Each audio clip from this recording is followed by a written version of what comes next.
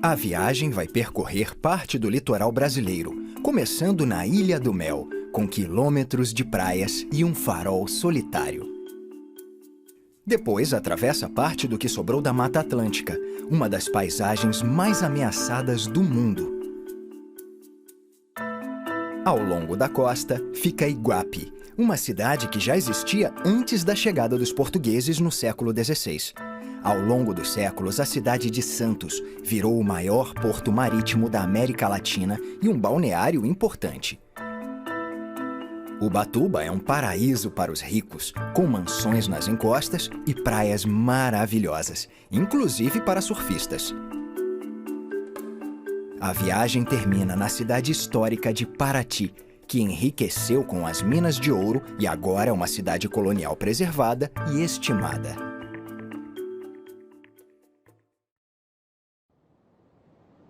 Na entrada da Baía de Paranaguá, onde ela encontra com o Oceano Atlântico, fica a Ilha do Mel, com quilômetros de praias e trilhas pitorescas. Além do fato de ser isolada, a ilha é um paraíso para turistas. O acesso é feito de barco e limitado a 5.000 pessoas na ilha em qualquer período. E isso contribui para o encanto. A parte norte é uma reserva ecológica, um lugar perfeito para aventureiros. A parte sul é salpicada de vilarejos acompanhados apenas pelas ondas suaves.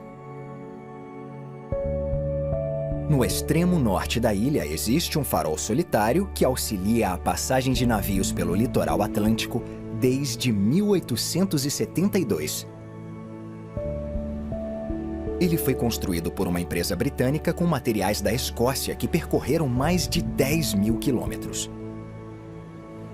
Depois de quase um século e meio, ele continua em atividade. Então, infelizmente, não está aberto para visitação. Mas isso não impede que as pessoas subam um rochedo íngreme para admirar a bela vista da baía. A ilha tem uma atração turística um tanto inusitada. No sopé de um morro se encontra a Fortaleza de Nossa Senhora dos Prazeres. Ela foi construída na segunda metade do século XVIII, a mando do governador de São Paulo. O objetivo era proteger a entrada do porto de Paranaguá das embarcações inimigas e de piratas que queriam roubar carregamentos de ouro. O local histórico começou a ser reformado nos anos 1980 e agora abriga um museu na Casa da Guarnição.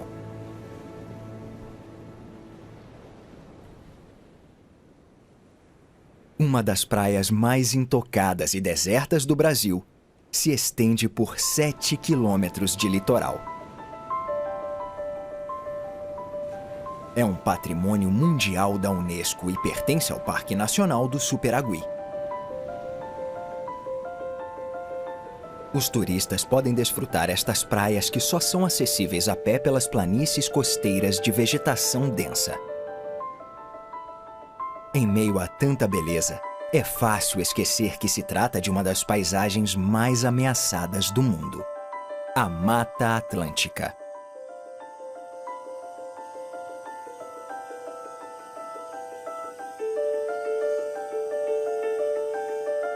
É uma das florestas mais diversificadas do planeta e já cobriu mais de 130 milhões de hectares. Mas 500 anos de desenvolvimento humano fizeram quase 88% deste belo ecossistema desaparecer.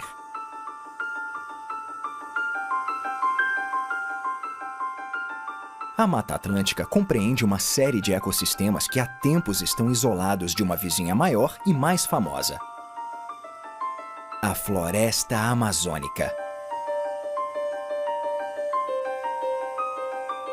Esta complexa rede de estuários de água salgada é considerada um dos principais locais de procriação de espécies marinhas no Atlântico Sul.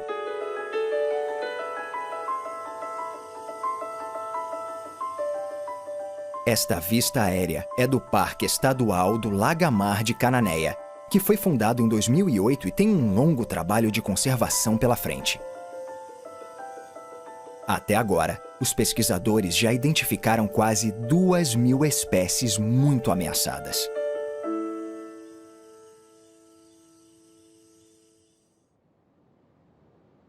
Ao leste do parque, numa ilha de lagoa, fica a antiga cidade de Cananéia.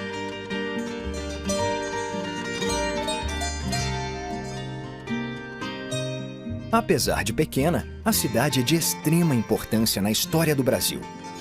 Ela é da época das primeiras expedições ao Novo Mundo, conduzidas pelo grande explorador Américo Vespúcio. A cidade, fundada em 1531, foi um dos primeiros povoados europeus no Brasil.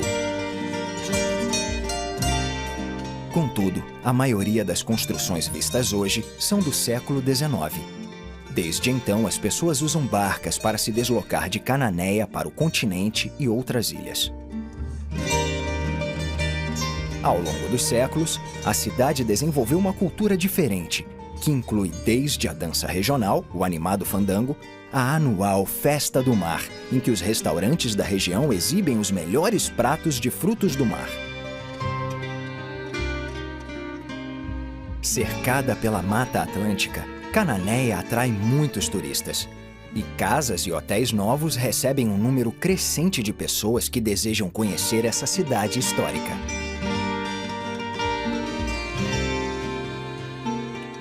No delta do rio Ribeira de Iguape, protegida do Oceano Atlântico pela Ilha Comprida, está a cidade de Iguape, uma das mais antigas do Brasil. É possível que ela tenha sido fundada antes da chegada dos portugueses ao país em 1500. Também foi um dos poucos lugares da costa de São Paulo a manter a arquitetura colonial do século XVII. O vilarejo surgiu na época da Corrida do Ouro, que trouxe muita riqueza e muitos caçadores de tesouros para este local tranquilo. De fato, as primeiras moedas brasileiras foram cunhadas aqui no século XVII. Muitas das casas da cidade são pintadas em cores primárias e concentradas em torno da Praça de São Benedito, que hoje é dominada pela enorme basílica, construída no século XVIII. Feita com pedras, argamassa e óleo de baleia, esta extraordinária igreja católica foi construída em 1856, depois de 69 anos de construção. Ao norte de Iguape fica a Estação Ecológica de Jureia e Tatins, com 85.000 hectares. Foi em 1958 que partes desta floresta começaram a ser protegidas. Mas boa parte da região continuava ameaçada por uma empresa que, nos anos 1980, quis construir 2 grandes usinas nucleares. Mas o projeto foi suspenso em 1985 e se iniciou uma campanha para proteger ainda mais a floresta. Mesmo sob proteção estadual, a região enfrenta um problema: a extração ilegal de palmito. Como se trata de uma iguaria cara, muitos habitantes são atraídos por essa atividade ilegal, que é difícil de ser fiscalizada numa área tão ampla.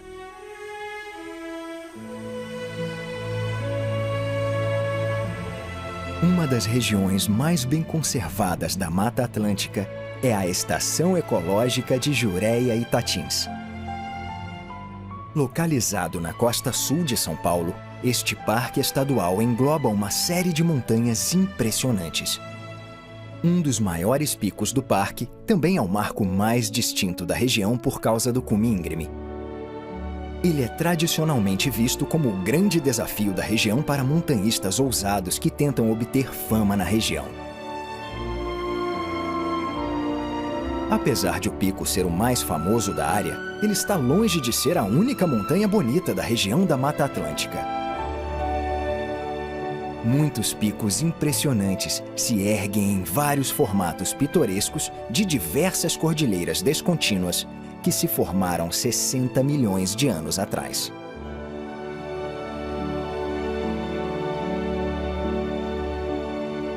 Após a densa floresta, a jornada segue para a costa e sobrevoa uma longa faixa de cidades balneárias. A primeira delas é Peruíbe. Em Tupi, a língua nativa das tribos da região, Peruíbe quer dizer Rio dos Tubarões.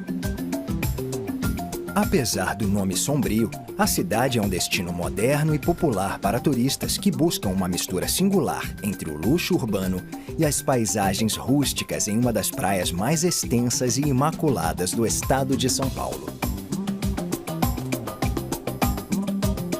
Uma das imagens mais impressionantes desta praia é o gigantesco pier de Mongaguá.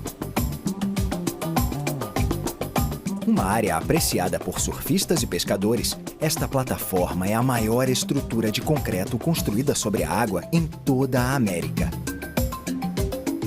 Ela se estende por 400 metros para dentro da água, antes de se desdobrar em 2 braços com 100 metros de comprimento cada um. Mongaguá é conhecida como a princesa das praias. E tem 13 quilômetros de praias de mar aberto, próprias para nadar, surfar e tomar sol. O distrito de Solemar fica em Praia Grande, um dos 15 municípios de São Paulo considerados spas. Outro resort popular é Vila Caiçara, que além das lindas praias, oferece toda e qualquer atividade aquática que um viajante poderia desejar. Na ponta de Praia Grande fica o Forte de Itaipu. Criada em 1896 para proteger o Porto de Santos de navios inimigos, esta fortaleza ficou famosa por um encontro muito mais enigmático. Em 4 de novembro de 1957, 2 sentinelas do forte viram uma luz circular e alaranjada descer pelo céu noturno. Os guardas sentiram uma onda forte de calor e as roupas deles pegaram fogo. Apesar de o Exército Brasileiro e a Força Aérea Americana terem realizado uma investigação conjunta, o incidente com o OVNI continua sem explicação.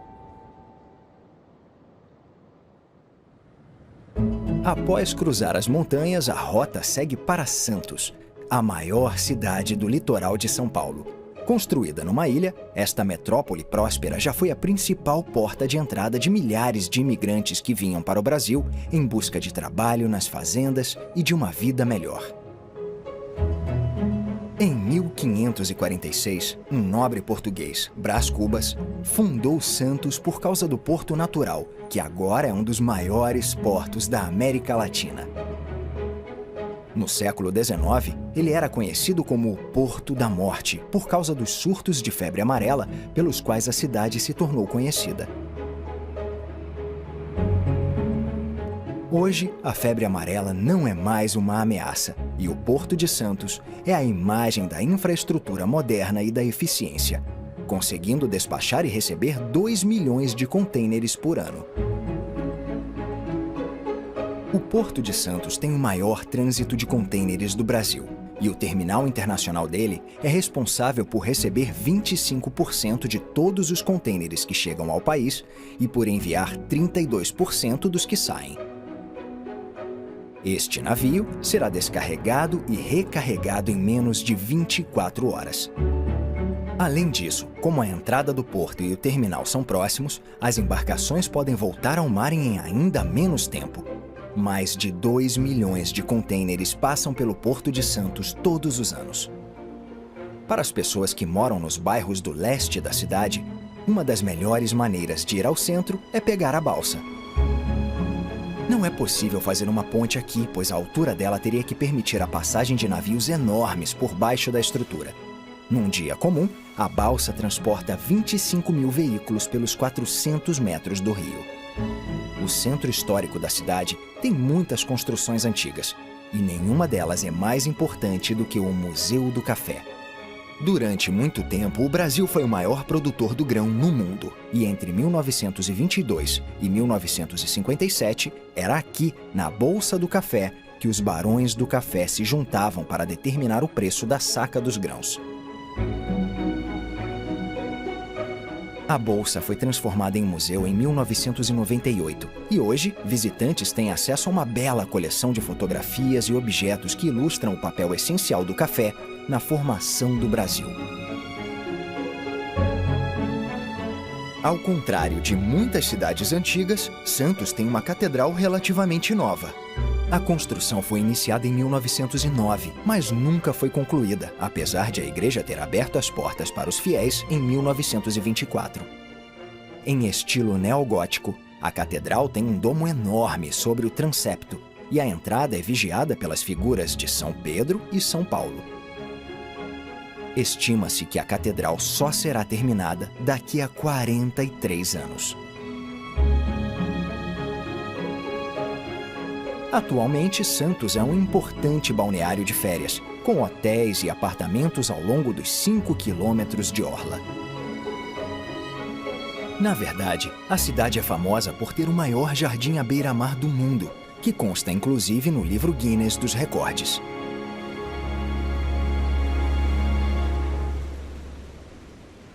A viagem deixa Santos e segue para a popular cidade de Bertioga. Este balneário, que inclui a praia Riviera de São Lourenço, é contornado pelo Parque Estadual Restinga de Bertioga, que pertence à Mata Atlântica. Restinga significa faixa de terra e um tipo de floresta de folhas largas, tropical e subtropical.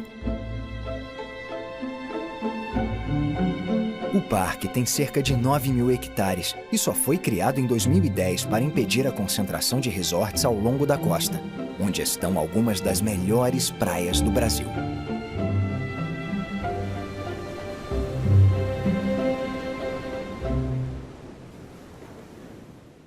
A 100 quilômetros ao longo da costa está o arquipélago de Ilhabela, ao largo do continente. Batizada oficialmente de Ilha de São Sebastião, Ilhabela tem pouco menos de 30.000 residentes permanentes.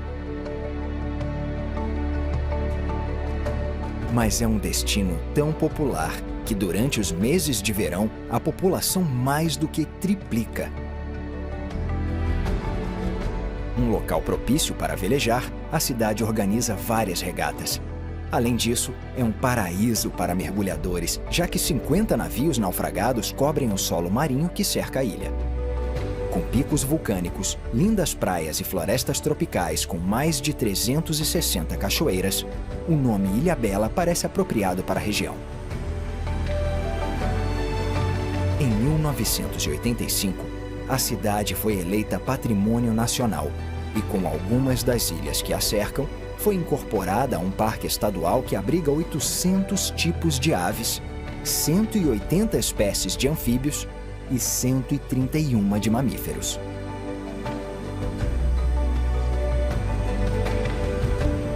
No lado leste da ilha fica a maior das 41 praias de Ilhabela, a Praia de Castelhanos. Uma das praias mais reservadas e bonitas da região, ela só pode ser acessada por barco ou através de uma longa trilha pela floresta. Mas para os surfistas, o esforço vale a pena. As maiores ondas da ilha estão aqui.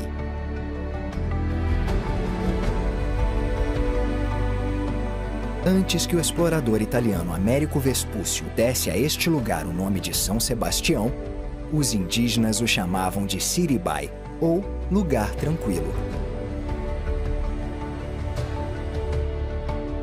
A viagem chega à Ilha Anchieta, também conhecida como Ilha dos Porcos ou Ilha do Diabo. Esta paisagem maravilhosa preserva a história natural e um segredo sinistro. Como toda a ilha é protegida por leis estaduais que proíbem a caça, a pesca, o desmatamento ou qualquer atividade que prejudique o ambiente, certas enseadas como esta, na Praia do Sul, têm as águas mais claras e as areias mais limpas do mundo.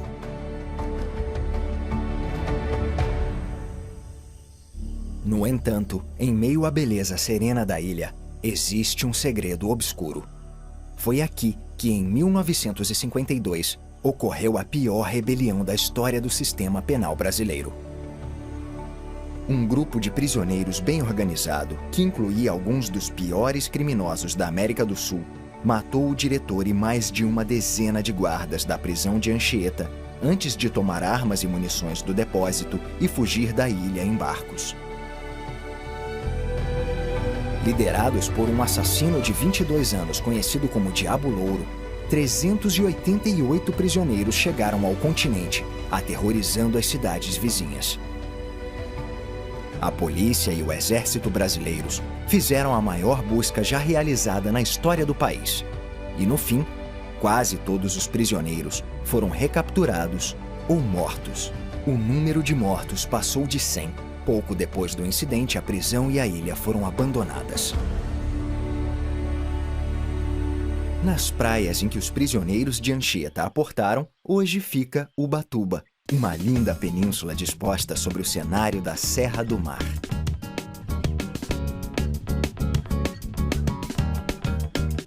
Pontuada por uma mistura de casas de praia luxuosas, Ubatuba se tornou um dos melhores destinos para os ricos de todo o Brasil. Uma semana em uma destas casas pode custar cerca de US$ 10.000, mas a vista que elas proporcionam é considerada inestimável. Situada sobre o Trópico de Capricórnio, Ubatuba é um dos balneários de melhor clima do estado de São Paulo e recebe mais de 500 mil visitantes apenas nos meses de abril e maio. Com praias douradas sobre um mar iluminado, é fácil perceber por que tantos turistas se acumulam nesse paraíso oceânico. E para quem vem ao Brasil à procura de ondas, não há lugar melhor. Ubatuba é considerada a capital do surf do estado de São Paulo.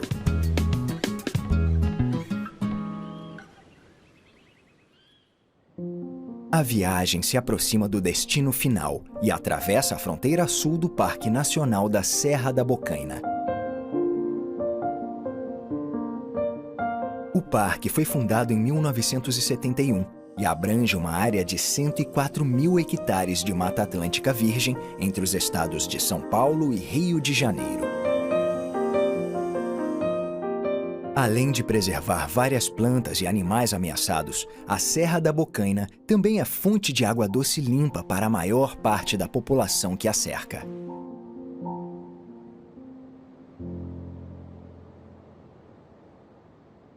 Do outro lado da serra fica a cidade colonial portuguesa de Paraty, incrivelmente preservada.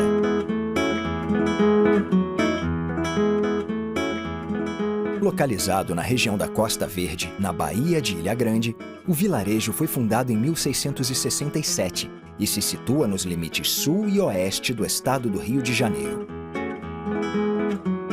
Quando as maiores minas de ouro do mundo foram descobertas nas montanhas do Brasil em 1696, Paraty começou a servir como porto de exportação do metal precioso para o Rio de Janeiro e depois para Portugal.